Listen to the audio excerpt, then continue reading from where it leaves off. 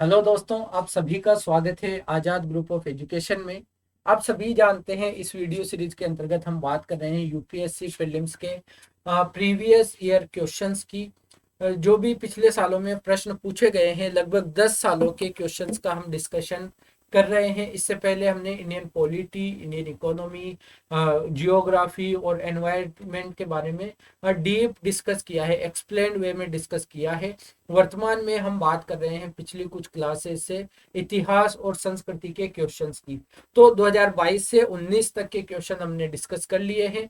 2013 तक हमें भी इतिहास के क्वेश्चन के बारे में चर्चा करनी है। तो आज बात करेंगे 2018 और 2017 के लगभग 30 प्रश्नों के बारे में। तो आइए शुरू करते हैं। 2018 का फर्स्ट क्वेश्चन, भारत की धार्मिक प्रथाओं के संदर्भ में स्थानकवासी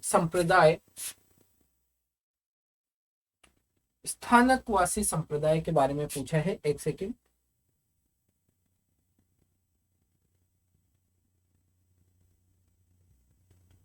भारत की धार्मिक प्रथाओं के संदर्भ में स्थानकवासी संप्रदाय का संबंध किससे है? बौद्ध मत, जैन मत, वैष्णव मत या शैव मत? तो अगर आपने पढ़ा होता है तो श्वेतांबर जैन जो होते हैं, जैन में भी हमें पता है श्वेतांबर संप्रदाय जो है, श्वेतांबर जैन, इसका एक उप संप्रदाय है स्थानकवासी। स्थानकवासी संप्रदाय। एक व्यापारी थे लाओजी करके, लवा जो उनका नाम था, उन्होंने इस संप्रदाय की स्थापना की थी, लवाजी ने।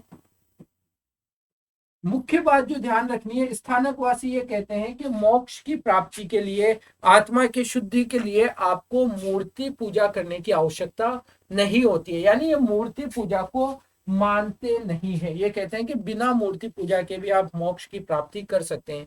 निराकार उपासना के ये समर्थक होते हैं।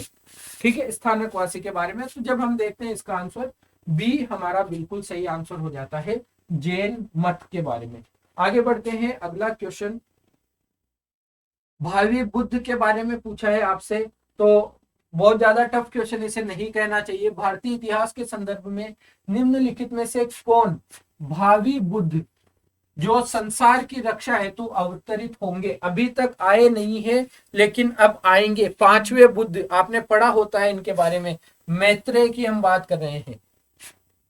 अवलोकितेश्वर, लोकेश्वर, पद्मपाणि, हम देखते हैं कि हमें इनकी चर्चा देखने को मिलती है इतिहास में, यानी ये लोग आ चुके हैं। लेकिन जब हम पढ़ते हैं मैत्रेय के बारे में तो पांचवें बुद्ध के रूप में संसार के रक्षा के लिए ये आएंगे, मैत्रेय। ठीक है, तो हमारा सीधा सा सिंपल सा उत्तर सी यहाँ पर हो जाता है।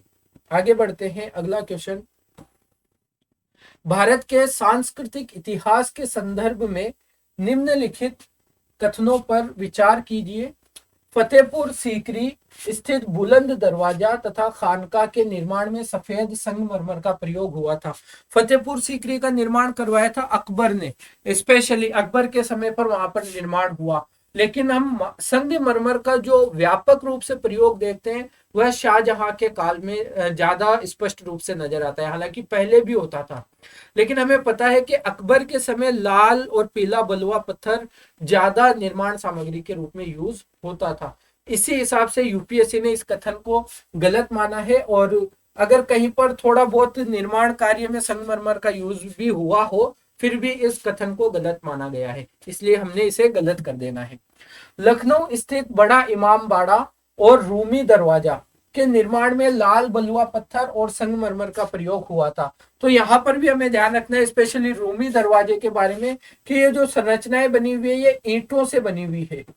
ईंटों से बनी हुई संरचनाएं और इनके ऊपर चूने का लेप लगाया गया है, ना कि संगमरमर का या बलुआ पत्थरों का इस्तेमाल यहाँ पर किया गया है। तो इस वजह से सेकंड स्टेटमेंट भी हमारा गलत हो जाता है। हमसे सही जब पूछता है तो हम कहते हैं कि पहला भी सही नहीं है और दूसरा भी सही नहीं है, यानी डी हमारा उत्तर बनता है। आगे बढ़ेंगे। अगला क्वेश्चन, 18वीं शताब्दी के मध्य इंग्लिश ईस्ट इंडिया कंपनी के द्वारा बंगाल से निर्यातित प्रमुख पण्य पदार्थ यानी कमोडिटीज, कौन सा सामान हम ज्यादा निर्यात करते थे? क्या थे? तो जब आप बंगाल से 18वीं शताब्दी के आसपास की निर्यात की वस्तुएं देखेंगे तो आपको पता चलेगा कपास, रेशम, शोरा, अफीम, ये हमारी मुख्य रूप से निर्यात की जाने वाली वस्तुएं थी बंगाल से यूरोप की तरफ। डी यहाँ पर हमारा करेक्ट आंसर होता है। ओके, आगे बढ़ते हैं। अगला क्वेश्चन,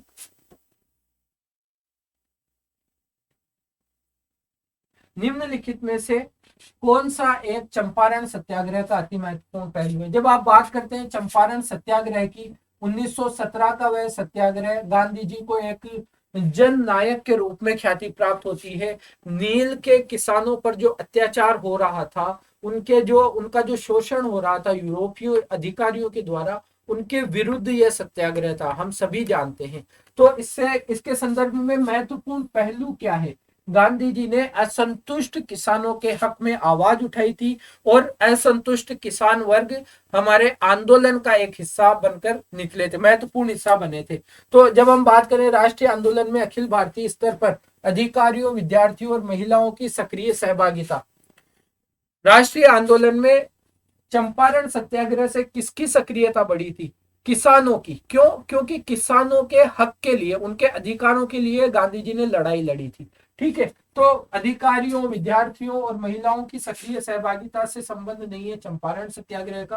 राष्ट्रीय आंदोलन में भारत के दलित और आदिवासी समुदायों का भी संबंध चंपारण सत्याग्रह से डायरेक्ट नहीं है। भारत के राष्ट्रीय आंदोलन में किसान असंतोष का सम्मिलित होना, जो किसान अंग्रेजों की नीतियों से असंतोष था, किसान वर्ग, वह राष्ट्रीय आंदोलन में सक्रिय रूप से सम्मिलित हुआ। चंपारण सत्याग्रह के बारे में यह बात हमारा ठीक है। ठीक है, तो सी हमारा यहाँ पर करेक्ट ऑप्शन हो जाता है। आगे बढ़ते हैं। अगला क्वेश्चन, निम्नलिखित में से कौन 1948 में स्थापित हिंद मजदूर सभा के संस्थापक थे? 1948 में स्थापित हुई थी हिंद मजदूर सभा के संस्थापक कौन थे? B Krishna Pillai, E M S Namboodiripad और K C George, Jayaprakash Narayan, Deendayal Upadhyay, M N Roy, C P Ramaswamy Iyer, K Kamaraj, Veeresalingam Pantulu, Ashok Mehta, T S Ramanujam और जी मेहता। इसको आप सही करेंगे जी मेहता, क्योंकि हमारा जो उत्तर है वह अशोक मेहता, टी एस रामानुजम और जी मेहता ने 1948 में हिंदुस्तान स्तर पर हिंद मजदूर महासभा की स्थापना की थी। डी यहाँ पर हमारा बिल्कुल करेक्ट आंसर बन जाता है। ठीक है, ये जो हिंद मजदूर महासभा की स्थापना हुई थी, ये हावड़ा में हुई थी। हावड़ा मतलब बंगाल में, पश्चिम बंगाल में हम कहेंगे, क्योंकि आजादी के बाद वह पश्चिम बंगाल के रूप में ज्यादा जाना गया। पूर्वी बंगाल जो था हमारा, वह पूर्वी पाकिस्तान के रूप में हमने खो दिया था या हमसे अलग हो गया था, है ना। तो ये बात थी। तो पश्चिम बंगाल में हमने इसकी स्थापना देखने को मिलती है और जो संस्थापक रहे मुख्य तौर पर अशोक मेहता, टी एस रामानुजम और जी मेहता रहे। इनके अलावा भी कुछ लोग थे, जैसे आप बात करेंगे बसावन सिंह की, आर एस रुईकर भी थे, इस तरह के और भी लोग थे इसके संस्थापकों में। लेकिन ये हमारा जो आंसर होगा वह डी हमारा बिल्कुल सही आंसर हो जाता है। आगे बात करते हैं क्वेश्चन नंबर 7 की। निम्नलिखित विदेशी यात्रियों में से किसने भारत के हीरो और हीरे की खदानों की विस्तृत रूप से चर्चा की है? तो हीरे की पहचान किसको होती है साहब? जौहरी को होती है। और जौहरी कौन था? जौहरी था जहां बैप्टिस्ट टेवर्नियर। टेवर्नियर एक यूरोपीय यात्री था, उसने भारत की एक से अधिक बार यात्रा की और उसने, क्योंकि वह एक जौहरी था पेशे से, वह एक जौहरी था, इसलिए उसने हीरो के संदर्भ में विस्तृत चर्चा अपने यात्रा वृत्तांत के अंतर्गत की है। तो आपका उत्तर बी यहाँ पर बिल्कुल ठीक है। ओके, आगे बढ़ते हैं। लॉर्ड वेलेजली द्वारा लागू की गई सहायक संधि व्यवस्था के बारे में निम्नलिखित में से कौन सा कथन लागू नहीं होता?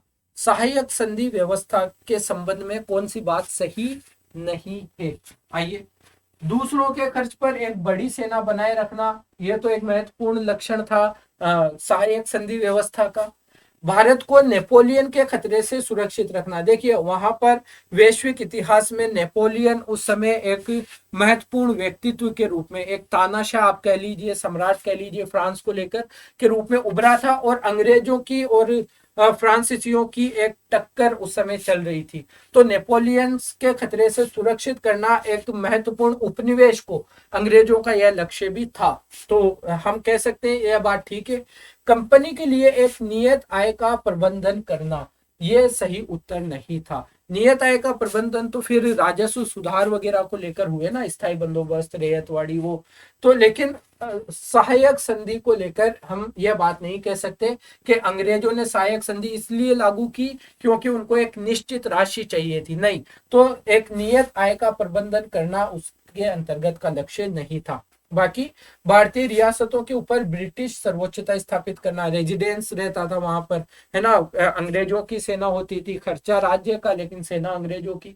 तो ब्रिटिश स्थायित्व तो हो ही गया। विदेश नीति अंग्रेजों से पूछे बिना वो तय नहीं कर सकते थे, जहां पर भी सहायक संधि लागू हो जाती थी वहां पर।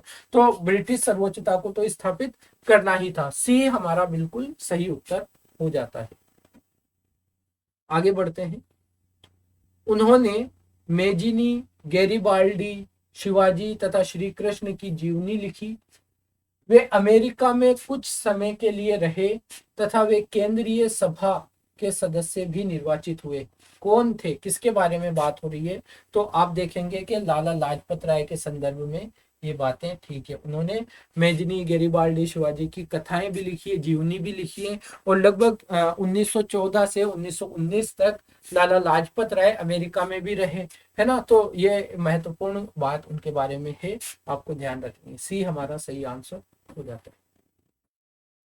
संथाल विद्रोह 1857 की क्रांति से थोड़ा सा पहले जब एक विद्रोह होता है हमारी जनजातीय संथाल जनजाति की तरफ से, तो संथाल विद्रोह 1855-56 का वो पीरियड जब औपनिवेशिक शासन के विरुद्ध जनजाति खड़ी होती है। और तो उसके बाद में संथाल विद्रोह के शांत हो जाने के बाद औपनिवेशिक शासन के द्वारा कौन से उपाय किए गए?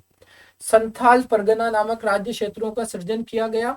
उनकी आबादी जहां थी संथाल क्षेत्रों की, संथाल लोगों की, उसके आसपास के एरिया को संथाल परगना के नाम से नए राज्य क्षेत्रों का सृजन किया गया। यह बात बिल्कुल ठीक है। किसी संथाल का गैर संथाल भूमि को भूमि अंतरण करना गैर कानूनी हो गया। अंग्रेजों की यह नीति थी कि जब आदिवासी या इस तरह के लोग आक्रमण करते हैं, हम पर विद्रोह करते हैं, तो उनको कुछ नीतियों में, हमारी कुछ नीतियों में परिवर्तन करके उन्हें शांत किया जा सकता है। तो संथाल विद्रोह के बाद अंग्रेजों ने कुछ नीतियों में परिवर्तन किया और उनकी भूमि के संदर्भ में भी इस तरह का प्रावधान लाया गया था कि अगर गैर संथाल को भूमि का अंतरण किया जाता है तो यह गैर कानूनी होगा। तो दोनों स्टेटमेंट आपके बिल्कुल करेक्ट हैं क्वेश्चन नंबर 10 को लेकर, और सही हमसे पूछा है तो सी हमारा सही उत्तर यहां पर हो जाता है। आगे बढ़ते हैं। आर्थिक तौर पर 19वीं शताब्दी में भारत पर अंग्रेजी शासन का एक परिणाम क्या था? आर्थिक तौर पर भारतीय हस्तशिल्पों के निर्यात में वृद्धि। आप जरा सा अगर आपने अंग्रेजी नीतियों को पढ़ा है, औपनिवेशिक काल में अंग्रेजों की नीतियों को पढ़ा है, उनके प्रभावों को थोड़ा सा भी पढ़ा है सरसरी निगाह से भी, तो भी आप इस क्वेश्चन को बहुत अच्छे से हैंडल कर लेते हैं। अंग्रेजी शासन 19वीं शताब्दी की बात कर रहा है, 1801 से 1900 की बात कर रहा है, राइट। भारतीय हस्तशिल्पों के निर्यात में वृद्धि, क्या ऐसा हुआ था? हम तो कच्चे माल का बाजार बनकर रह गए थे, और हम कच्चे माल का स्थान बनकर रह गए थे और फिनिश्ड गुड्स का बाजार बनकर रह गए थे, है ना। तो यूरोपीय वस्तुएं हमारे यहाँ पर आती थी और हमारे हस्तशिल्प के हमारे माल को वहां पर महंगा बना दिया गया था। तो वृद्धि तो देखने को नहीं मिलती है। भारतीयों के स्वामित्व वाले कारखानों की संख्या में वृद्धि, भारतीयों के उद्योगों का ह्रास हो रहा था लगातार, तो कारखानों में वृद्धि भी आप नहीं देख सकते। अंग्रेजों की नीतियों के द्वारा हमारे कारखानों में ह्रास हो रहा था, कमी आ रही थी। भारतीय कृषि का वाणिज्यीकरण, क्योंकि भारतीय कृषि से जो रॉ मटेरियल की आवश्यकता अंग्रेजों को थी उसको उन्हें पूरा करना था, और भारतीय कृषि का वाणिज्यीकरण उनके द्वारा इसीलिए किया गया था। यह एक महत्वपूर्ण आर्थिक प्रभाव हम पर देखा गया। बाकी नगरीय जनसंख्या में तीव्र वृद्धि की बात भी ठीक नहीं है। सी हमारा बिल्कुल सही उत्तर यहाँ पर माना जाएगा। आगे बढ़ते हैं। निम्नलिखित में से किससे या किनसे भारत में अंग्रेजी शिक्षा की नींव पड़ी? ठीक है, 1813 का चार्टर एक्ट बिल्कुल ठीक है, क्योंकि 1 लाख रुपए का शिक्षा पर खर्च करने का प्रावधान 1813 के चार्टर एक्ट में हमें देखने को मिलता है। यह अलग बात है कि लगभग 20 सालों तक हम उसका सही तरह से यूज नहीं कर पाए। क्यों? क्योंकि प्राच्यविद और आंग्लविद विवाद था कि कौन सी भाषा में आपको शिक्षा प्रोवाइड करवानी है, क्या वह देसी भाषा में करवानी चाहिए या अंग्रेजी भाषा में करवानी चाहिए। प्राच्यविद कहते थे लोकल लैंग्वेज में शिक्षा दो, और आंग्लविद भी कहते थे कि नहीं, इंग्लिश में शिक्षा होनी चाहिए। वहीं पर जो general committee on public instruction थी, उसमें से भी ज्यादातर लोगों का मानना था कि अंग्रेजी में शिक्षा हमारी होनी चाहिए। तो किसने प्रभावित किया हमारी शिक्षा के संदर्भ में? किसने भारत में अंग्रेजी शिक्षा की नींव पड़ी? इन तीनों की वजह से ही हमें देखने को मिलता है कि अंग्रेजी शिक्षा की नींव पड़ी थी। तो 1, 2 और 3 हमारा बिल्कुल ठीक आंसर है। ओके, आगे बढ़ते हैं। 1920 में निम्नलिखित में से किसने अपना नाम परिवर्तन कर स्वराज्य सभा रख लिया? तो आपको पता होना चाहिए, बड़ा आसान सा ये क्वेश्चन कहा जा सकता है। All India home rule league जो हमारा था 1920 में, इसके अध्यक्ष चुने जाते हैं कौन? महात्मा गांधी। और महात्मा गांधी के द्वारा यह सुझाव दिया गया कि इसका नाम चेंज करके हमें स्वराज्य सभा रखना है, होम रूल लीग को चेंज करके। तो वहीं पर इसका नाम चेंज किया गया था और स्वराज्य सभा रखा गया था। ए हमारा बिल्कुल ठीक आंसर है। देखिए, इनमें बहुत ज्यादा समझाने जैसी कोई बात है नहीं। आपने पढ़ी होती है चीजें इतिहास के बारे में, ऑलमोस्ट सभी चीजें फिक्स है, आपको पता होती है तो आप क्वेश्चन कर पाते हैं। अगर आपने ठीक से नहीं जाना है तो थोड़ी सी परेशानी हो जाती है। वरना ये कोई इकोनॉमी जैसा सब्जेक्ट नहीं है कि कोई क्वेश्चन आए तो मैं आपको पहले उसका कॉन्सेप्ट बता दूं और उसके बाद में हम क्वेश्चन को सोल्व कर पाए। इतिहास का थोड़ा सा अलग अप्रोच आपकी होती है सोल्व करने की। निम्नलिखित में से कौन सी घटना सबसे पहले घटित हुई? ये एक इंपॉर्टेंट क्वेश्चन आप कह सकते हैं। सबसे पहले कौन सी घटना घटित हुई? जब आप बात करते हैं आर्य समाज की स्थापना की, तो आर्य समाज की स्थापना होती है 1875 में। दीनबंधु मित्र ने नील दर्पण, जो नील की खेती को लेकर इनका लेख था, इसको हम कहते हैं कि ये लगभग लिखा गया 1860 के आसपास। बंकिम चंद्र चट्टोपाध्याय ने आनंद मठ को कब लिखा था? लगभग 1882 में हम देखते हैं कि इन्होंने आनंद मठ को लिखा था, राइट, 1882 में। और 1863 में हम देखते हैं कि सत्येंद्र नाथ टैगोर ने इंडियन सिविल सर्विसेज को की परीक्षा को पास किया था। अब आप देखिए कि कौन सा सबसे पहले हुआ, तो हम देखते हैं कि दीन बंधु मित्र का नील दर्पण जो लिखा गया वह सबसे पहले हमें देखने को मिलता है। ओके, तो बी हमारा यहाँ पर सही आंसर हो जाता है। आगे बढ़ते हैं। भारत में औपनिवेशिक शासन के दौरान शैक्षणिक संस्थाओं के संदर्भ में निम्नलिखित युग्मों पर विचार कीजिए।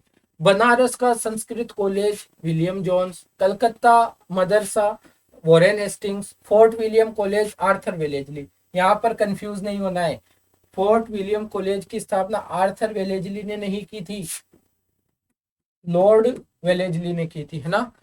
लॉर्ड वेलेजली के द्वारा की गई थी और आर्थर वेलेजली उनके भाई थे। तो यहाँ पर कंफ्यूज नहीं होना है। तो ये तो हमने गलत कर दिया, और जब आप तीसरा गलत करते हैं तो 2 ऑप्शन हट गए। और आपको पता है कि विलियम जोन्स के द्वारा बनारस का संस्कृत कॉलेज की स्थापना नहीं हुई थी, जोनाथन डंकन के द्वारा हुई थी, जोनाथन डंकन के द्वारा।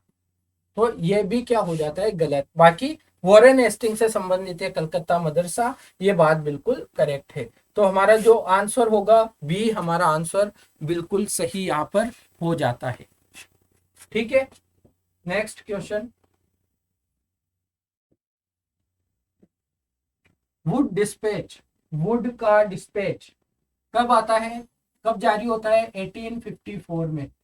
भारत में शिक्षा के संदर्भ में एक महत्वपूर्ण डॉक्यूमेंट इसे कहा जा सकता है। सहायता अनुदान व्यवस्था शुरू की गई, बिल्कुल वुड डिस्पैच में सहायता अनुदानों पर जोर दिया गया था कि यह होना चाहिए, यह किया गया। विश्वविद्यालयों की स्थापना की सिफारिश की गई। जिस तरह से लंदन विश्वविद्यालय था उसी की तर्ज पर मद्रास, बंबई और कलकत्ता यूनिवर्सिटीज की स्थापना की गई थी, इनके कहने पर सिफारिश की गई थी। तो ये बात भी ठीक है। शिक्षा के सभी स्तरों पर शिक्षण माध्यम के रूप में अंग्रेजी की सिफारिश की गई थी। इसको तो शायद आप गलत कर देंगे, क्योंकि हम देखते हैं निचले स्तर की, निम्न स्तर की जो एजुकेशन थी उसमें के बारे में कहा गया था कि वह देसी भाषा में होनी चाहिए, जबकि हायर एजुकेशन को लेकर अंग्रेजी की बात कही गई थी। तो इसको हमने गलत कर देना है, पहला और दूसरा हमारा करेक्ट है, ए हमारा बिल्कुल ठीक उत्तर हो जाता है। अगला क्वेश्चन है, भारतीय शासन अधिनियम 1935 के द्वारा स्थापित संघ में अवशिष्ट शक्तियां किसे दी गई थी? बड़ा आसान सा सवाल है। जो अवशिष्ट शक्तियों के बारे में हम बात करते हैं, संघ सूची, राज्य सूची, संवर्ती सूची, फिर अवशिष्ट शक्तियां। देखते हैं हम हमारी अनुसूची के बारे में। तो जब भारतीय शासन अधिनियम 1935 में अवशिष्ट शक्तियों की बात आती है तो अवशिष्ट शक्तियां गवर्नर जनरल को दी गई थी। यह अधिकार गवर्नर जनरल के पास था कि अवशिष्ट शक्तियों पर कानून गवर्नर जनरल बना सकता है। ये हमारा डिस्कशन था 2018 के क्वेश्चन का, और मैं समझता हूं कि आज ही हमें 2017 के क्वेश्चन को भी डिस्कस कर लेना चाहिए। बहुत ज्यादा क्वेश्चन नहीं है, थोड़ा सा जल्दी करते हैं और अगले प्रोजेक्ट पर काम करना शुरू करते हैं। तो आइए चीजों को देख लेते हैं। 2017 का पहला क्वेश्चन कह रहा है, निम्नलिखित में से कौन सा एक काकतीय राज्य में अति महत्वपूर्ण समुद्र पत्तन था? यानी बंदरगाह की बात कर रहा है। काकीनाडा, मोटुपल्ली, नेल्लूरू, मछलीपट्टनम। जब आप बात करते हो काकतीय राज्य में तो एक शासक थे ना गणपति, काकतीय शासक थे गणपति। उनके समय में बड़े ही दूरदर्शी, विदेशी व्यापार को लेकर बहुत ही दूरदर्शी निगाह इनकी थी, और इनके समय में एक महत्वपूर्ण बंदरगाह मोटुपल्ली महत्वपूर्ण था इनके शासनकाल में विदेशी व्यापार को लेकर। तो यहाँ पर हमारा जो आंसर बनेगा बी बनेगा, मोटुपल्ली।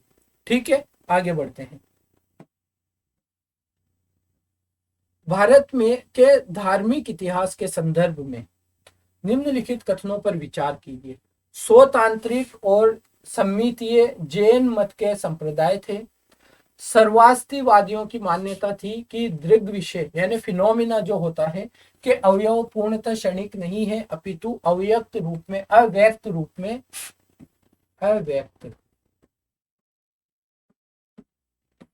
रूप में सदैव विद्यमान रहते हैं। जो फिनोमिना होता है, हम देखते हैं कि कुछ चीजें क्षणिक तौर पर होती है, हमारी आंखों के सामने होती है, फिर नहीं होती। तो फिनोमिना को लेकर इनका कहना था सर्वास्तिवादियों का कि फिनोमिना ठीक है, हमारे दृष्टि के तौर पर हमें क्षणिक मालूम होता है, लेकिन ये फिनोमिना अप्रत्यक्ष रूप से रहता है, हमें नजर नहीं आता लेकिन होती है चीजें, है ना। तो ये तो बात ठीक है, लेकिन स्वतांत्रिक और सम्मितीय ये जैन मत नहीं थे, यह बौद्ध संप्रदाय से संबंधित चीजें थी, ना कि जैन संप्रदाय से। तो इसके बारे में आपको पता होना चाहिए। और बौद्ध में भी अगर आप स्पेशली कहेंगे तिब्बती बौद्ध, तिब्बती एरिया में जो बौद्ध धर्म का प्रचार प्रसार हुआ, वहां के ये दोनों उप संप्रदाय के तौर पर माने जा सकते हैं। तो पहला गलत है, दूसरा ठीक है, दूसरा हमारा सही है, तो बी सही उत्तर यहाँ पर हो जाएगा। बोधिसत्व पद्म पाणी का चित्र सर्वाधिक प्रसिद्ध और प्राय चित्रित चित्रकारी है, जो अजंता में है, बादामी में है, बाग में है या एलोरा में? कौन सी गुफा में पद्म पाणी का चित्र? बहुत ही महत्वपूर्ण है, और मुझे नहीं लगता कि जो भी व्यक्ति तैयारी कर रहा होगा उसने ये क्वेश्चन नहीं पढ़ा होगा। अजंता में है। ठीक है, ए हमारा बिल्कुल करेक्ट आंसर यहाँ पर हो जाता है।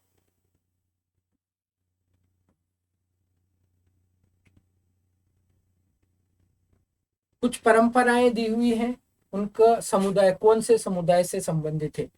चलिहा साहिब उत्सव सिंधियों का है। नंदा राज जात यात्रा गोंडों का है उत्तराखंड में। ये क्वेश्चन में नहीं था लेकिन ये गलत तरीके से लिख दिया गया है। ठीक है, कोई बात नहीं। वारी वारकरी संथालों का है। अगर आप देखते हैं नंदा राज जात यात्रा और गोंड, गोंड आपको कहाँ पर देखने को मिलेंगे? मध्य भारत में, स्पेशली मध्य प्रदेश वाले क्षेत्र में, है ना, मध्य भारत में आपको देखने को मिलते हैं। लेकिन ये जिस तरह से यहाँ पर हिंट डाल दी गई है, उत्तराखंड में जो नंद राज जात यात्रा है वो उत्तराखंड के अंदर मनाया जाने वाला एक त्योहार है, एक उत्सव है। तो ये बात गलत है। और वारी वारकरी भी महाराष्ट्र के क्षेत्र में मनाया जाने वाला एक उत्सव है, जबकि संथाल हम देखते हैं पूर्वी भारत में हमें देखने को मिलता है। पूर्वी भारत या झारखंड जैसे, झारखंड छत्तीसगढ़ वाले इलाकों में हमें देखने को मिलता है। तो यह भी क्या है? गलत है। ओके, यह भी गलत है। बाकी पहला ठीक है। चलिया साहिब उत्सव सिंधियों का उत्सव है, सिंधियों के द्वारा मनाया जाता है। यहाँ पर हमारा उत्तर केवल एक होगा, ए हमारा उत्तर हो जाएगा। नेक्स्ट क्वेश्चन, सूर्य मंदिर के लिए विख्यात है। अरसावल्ली, अरसावल्ली इसे लिखिए आप। अरसावल्ली आंध्र प्रदेश में है और अरसावल्ली सूर्य मंदिर के लिए प्रसिद्ध है। सही बात है, ठीक है। अमरकंटक मध्य प्रदेश में है, एमपी में, लेकिन यहाँ पर सूर्य मंदिर नहीं है, सूर्य मंदिर के लिए यह फेमस नहीं है, तो ये गलत हो जाता है। ओंकारेश्वर, जब आप बात करते हैं मैसूर की, ओंकारेश्वर या ओंकारेश्वर मैसूर में, तो यह जो मंदिर है ये भगवान शिव को डेडिकेटेड मंदिर है, ना कि सूर्य मंदिर है। तो यह भी हमारा गलत हो जाता है। पहला हमारा बिल्कुल ठीक है, ए हमारा यहाँ पर सही आंसर बनता है। नेक्स्ट, ऋग्वेद कालीन आर्यों और सिंधु घाटी के लोगों की संस्कृति के बीच अंतर के संबंध में निम्नलिखित में से कौन सा या कौन से सही है या है? ऋग्वेद कालीन आर्य कवच और शिरस्त्राण यानी हेलमेट का उपयोग करते थे, जबकि सिंधु घाटी सभ्यता के लोगों में इनके उपयोग का कोई साक्ष्य नहीं मिलता। ठीक बात है। ऋग्वेद कालीन आर्यों को स्वर्ण, चांदी और ताम्र का ज्ञान था, यानी तांबे का, जबकि सिंधु घाटी के लोगों को केवल ताम्र और लोहे का ज्ञान था। क्या आप इसे गलत कर सकते हैं? हम देखते हैं कि लोहे के बारे में स्पष्ट प्रमाण हमारे पास नहीं है कि सिंधु घाटी सभ्यता के लोग लोहे के बारे में जानते थे या नहीं जानते थे। बाकी सोना, चांदी, तांबा, कांस्य, इनके बारे में उन्हें संपूर्ण रूप से ठीक ठाक जानकारी थी, लेकिन लोहे के बारे में हम नहीं बता पाते हैं कि उनको जानकारी थी या नहीं थी। तो आप दो को हटाते हैं तो दो ऑप्शन हट जाते हैं, पहला ठीक है, तीसरा आपको चेक करना है। ऋग्वेद कालीन आर्यों ने घोड़े को पालतू बना लिया था, जबकि इस बात का कोई साक्ष्य नहीं है कि सिंधु घाटी के लोग इस पशु को जानते थे। यह बात भी बिल्कुल करेक्ट है। घोड़े के बारे में सिंधु घाटी के लोगों को जानकारी थी या नहीं, यह भी स्पष्ट रूप से हमें पता नहीं है, और अक्सर अभी तक यह माना जाता रहा है कि उन्हें जानकारी नहीं थी। तो तीसरा भी हमारा ठीक है, पहला और तीसरा हमारा सही उत्तर हो जाता है। राइट, आगे बढ़ते हैं। भारतीय स्वतंत्रता संघर्ष के संबंध में निम्नलिखित घटनाओं पर विचार कीजिए। रॉयल इंडिया नेवी में गदर, जो रिवोल्ट हुआ था, रॉयल इंडिया रिवोल्ट, है ना, नेवी में जो रिवोल्ट हुआ था उसके बारे में। भारत छोड़ो आंदोलन का प्रारंभ और द्वितीय गोलमेज सम्मेलन। तो इसके बारे में आपको बताना है कि घटनाओं का सही कालानुक्रम क्या है। 1-2-3, 2-1-3, 3-2-1 और 2-1-3। रॉयल इंडिया नेवी में गदर कब हुआ था? 1946 में हुआ था। भारत छोड़ो आंदोलन तो आपको पता है 1942, और द्वितीय गोलमेज सम्मेलन 1931 में, है ना। 1931 में गांधी जी और इरविन के बीच में जो समझौता भी हुआ था, उसके बाद में गांधी जी ने कहा था कि ठीक है, कांग्रेस भाग लेगी द्वितीय गोलमेज सम्मेलन में। तो ये तो हमें पता है। तो क्या हुआ? पहले, सबसे पहले तीसरा हुआ, फिर दूसरा हुआ, फिर पहला हुआ। 3-2-1 हमारा सही उत्तर हो जाता है। नेक्स्ट, भारतीय इतिहास के संदर्भ में द्वैध शासन डायआर्की सिद्धांत किसे निर्दिष्ट करता है? तो जब स्पेशली हम बात करते हैं भारतीय संविधान, भारत शासन अधिनियम 1919 है, मॉन्टेग्यू चेम्सफोर्ड रिफॉर्म्स जिसे हम कहते हैं, वहां पर जब हम बात करते हैं डायरकी सिस्टम का, तो विषयों को दो तरह से बांटा गया था, हस्तांतरित और आरक्षित, है ना। तो कानून बनाने के विषयों को बांट दिया जाता है, दो शक्तियों को दे दिया जाता है, वही तो हो गया क्या, डायरकी सिस्टम। तो हम कहते हैं कि प्रांतों को प्रत्यायोजित विषयों का दो प्रवर्गों में विभाजन करना, ये हो गया डायरकी सिस्टम का मतलब। ठीक है, आगे बढ़ते हैं। निम्नलिखित में से कौन ब्रिटिश शासन के दौरान भारत में रैयतवाड़ी बंदोबस्त के प्रारंभ किए जाने से संबद्ध था। रैयतवाड़ी बंदोबस्त में यह व्यवस्था की गई थी कि जो बिचौलिए होते थे भू राजस्व इकट्ठा करने को लेकर, उनको समाप्त कर दिया गया था। जिस तरह से स्थायी बंदोबस्त में व्यवस्था थी, उससे अलग व्यवस्था, डायरेक्ट सरकारी कर्मचारी राजस्व वसूली करेगा और डायरेक्ट उनमें संबंध रहेगा, बीच में बिचौलिए नहीं रहेंगे, है ना। तो लॉर्ड कॉर्नवालिस, तो आपको पता है कि 1793 में जो स्थायी बंदोबस्त व्यवस्था शुरू की गई थी, वो कॉर्नवालिस के द्वारा शुरू की गई थी, लेकिन रैयतवाड़ी से इनका संबंध नहीं था। बाकी अलेक्जेंडर रीड और थॉमस मुनरो के बारे में हमें पता है कि इन दोनों ने यह व्यवस्था शुरू करने में अहम योगदान दिया था, इन्हीं के द्वारा यह योजना लाई गई थी। 2 और 3 हमारा ठीक है। और देखिए, जब आप पहले को एलिमिनेट करते हैं तो आपके 3 ऑप्शंस हट जाते हैं और आपका उत्तर भी निकल कर आ जाता है। आगे बढ़ते हैं, नेक्स्ट क्वेश्चन। 1929 का व्यापार विवाद अधिनियम, ट्रेड डिस्प्यूट एक्ट, निम्नलिखित में से किसका उपबंध करता है। 1929 का जो आप नाम से ही देखिए, व्यापार विवाद अधिनियम, इसकी 2 मुख्य बातें रखी। एक तो ये कि जो औद्योगिक विवाद है, औद्योगिक विवाद, इन विवादों के निपटान के लिए, कोई समिति बनाना या कोई ट्रिब्यूनल बनाना, है ना, इसका अधिकार दिया गया, इसकी शक्ति दी गई केंद्र या प्रांतों को। किसी भी सरकार के बारे में जो दिशा निर्देश थे कि केंद्र किस तरह से यह ट्रिब्यूनल बना सकता है, प्रांतीय सरकारें किस तरह से ट्रिब्यूनल बना सकती हैं, इसके बारे में चर्चा परिचर्चा थी, पहली बात। दूसरी बात, जो सार्वजनिक महत्व के विषय थे, सार्वजनिक महत्व के विषय, इनके संदर्भ में हड़ताल को प्रतिबंधित कर दिया गया कि आप हड़ताल नहीं कर सकते। ठीक है, सार्वजनिक रूप से जो आवश्यक तथ्य थे, आवश्यक वस्तुएं थी, उनके निर्माण के संबंध में जो श्रमिक वगैरह थे, उनसे हड़ताल का अधिकार छीन लिया गया था इसके अंतर्गत। तो ये इंपॉर्टेंट था, आपको पता होना चाहिए। सार्वजनिक महत्व की सेवाओं में हड़ताल एवं तालाबंदी पर रोक लगा दी गई थी। तो डी हमारा उत्तर बनता है, अधिकरणों की प्रणाली तथा हड़तालों पर रोक लगाने को लेकर औद्योगिक विवाद, व्यापार विवाद अधिनियम उपबंध करता था 1929 का। ठीक है, आगे बढ़ते हैं। निम्नलिखित कथनों पर विचार कीजिए।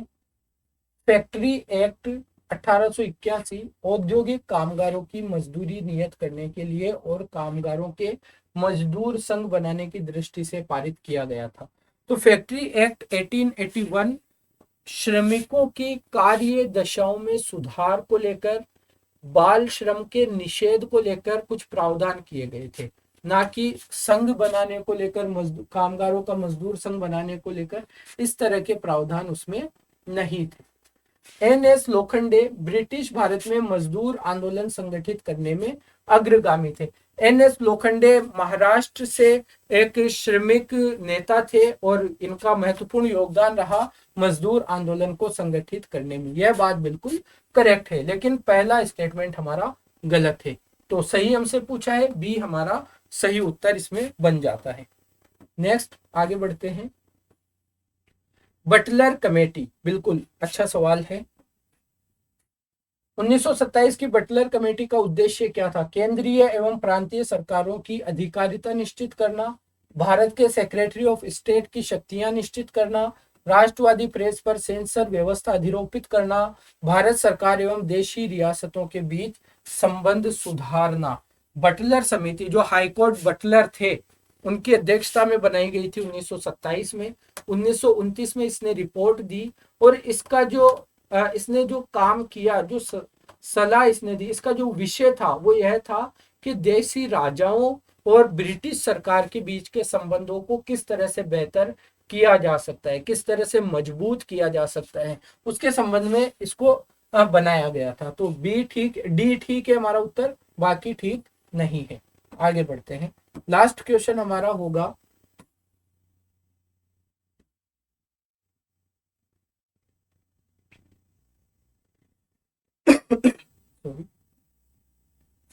निम्नलिखित युग्मों पर विचार कीजिए। राधाकांत देव, राधाकांत देव ब्रिटिश इंडियन एसोसिएशन के प्रथम अध्यक्ष, ठीक है। गजुलू लक्ष्मी नरसू, मद्रास महासभा के संस्थापक।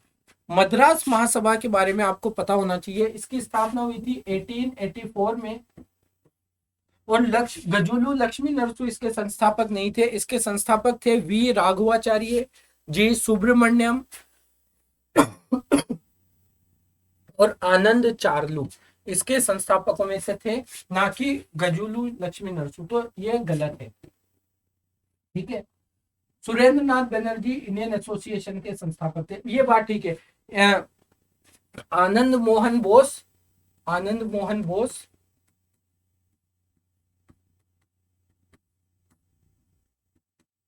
प्लस सुरेंद्र नाथ बनर्जी, इन दोनों ने मिलकर इंडियन एसोसिएशन की स्थापना की थी 1876 में, 1876 की ये बात है। सही हमसे पूछा है, दूसरा सही नहीं है, पहला और तीसरा हमारा सही उत्तर है। तो बी हमारा बिल्कुल करेक्ट उत्तर है। तो ये था हमारा आज का डिस्कशन। उम्मीद करता हूँ आपको पसंद आया होगा और 2013 तक बहुत जल्दी से हम इतिहास के क्वेश्चंस को भी कंप्लीट कर लेंगे। उसके बाद में हम करंट अफेयर्स जैसे सब्जेक्ट की बात करेंगे, जो आपके 2023 के एग्जाम में बहुत ज़्यादा महत्वपूर्ण होने वाला है, ठीक है। तो अपना ख्याल रखिए, अपनों का ख्याल रखिए और पढ़ते रहिए। धन्यवाद।